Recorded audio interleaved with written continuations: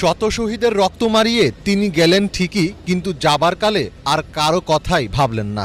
অনিরাপদ অবস্থায় রেখে গেলেন আওয়ামী লীগের হাজার হাজার নেতাকর্মীকে। অভূতপূর্ব ছাত্র জনতা অভ্যুত্থানের মাধ্যমে সরকার পতনের পর বোন রেহানাকে সাথে নিয়ে দেশ ছাড়েন শেখ হাসিনা। একদিকে বিজয়ের উল্লাসে মাতোয়ারা দেশের সাধারণ মানুষ, অন্যদিকে গা ঢাকা দিতে ব্যস্ত সব এমপি মন্ত্রীরা। এরই মধ্যে দেশ ছেড়েছেন অনেক আওয়ামী লীগ নেতা, দেশ ছাড়লেন হাসিনাও। কিন্তু প্রশ্ন হচ্ছে, হাসিনা এখন যাবেন কোথায়?